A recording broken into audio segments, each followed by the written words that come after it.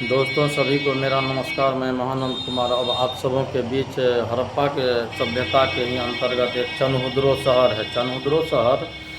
चनहुद्रो शहर जो है मोहनजोदड़ो से 130 किलोमीटर दक्षिण पूर्व में स्थित है और यह है कहाँ, सिंध में, जो पाकिस्तान में अवस्थित है और यह सिंधु नदी के तट पर अवस्थित है।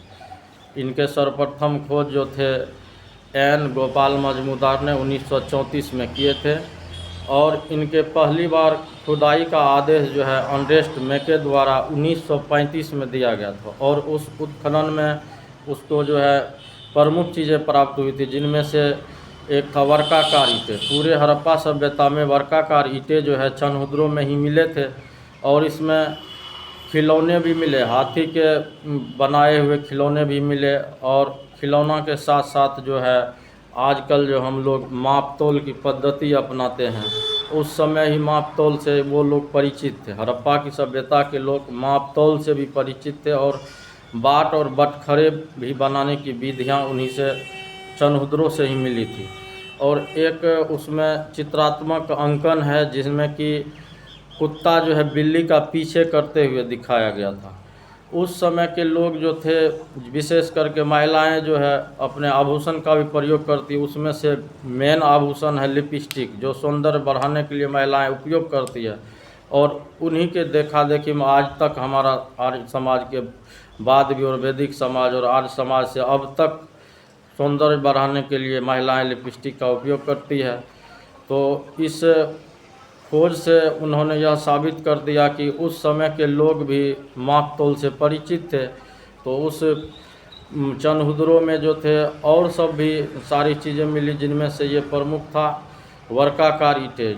कई प्रतियोगी परीक्षाओं में वर्काकार ईंटें के बारे में पूछी जाती है कि किस मतलब हड़प्पा में किस जगह लिपस्टिक एवं बाट एवं बटखरे मिले। और वैसे चनहुद्रो जो था औद्योगिक केंद्र भी था। उस समय जो है औद्योगिक केंद्र होने के कारण वहाँ नापतोल की ज़्यादा प्रचलित व्यवस्थाएं थी, इसीलिए बाट और बटखरे मिली। मणिकारी करने के लिए भी कारखाने एवं भट्टियाँ मिली, जैसे मनके बनाने, आभूषण बनाने, मिट्टी के बर्तन इत्यादि बनाने के लिए भी वो सब भी कारखाना मिले। तो वह जो है हड़प्पा सभ्यता, सिंधु सभ्यता के एक बहुत बड़ा व्यापारिक मार्ग भी था। और इन्हीं चंद शब्दों के साथ मैं अपनी टॉपिक को विराम देता हूँ।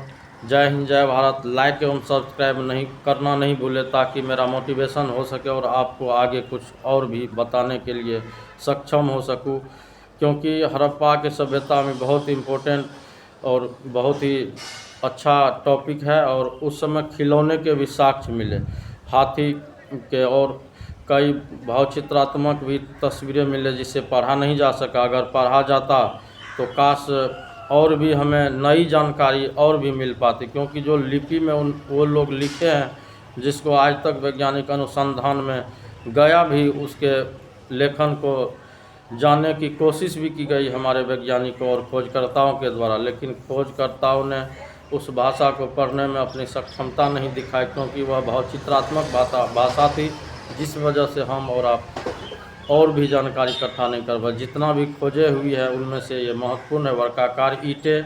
चनहुद्रो में कुत्ता जो है बिल्ली का पीछे करते हुए दिखाया गया है। उस समय के लोग भी पूजा करते थे और वहाँ जो है 3 तरह की प्रक्रियाएं थी, जिनमें कि लोग जो है अपना स्वयं का कोई भी काम करते थे तो अपना पंचायत से ही निपटा लेते थे। दुर्ग का कहीं से कोई जिक्र नहीं है, जबकि और सब भी उत्खनन में दुर्ग का जिक्र है।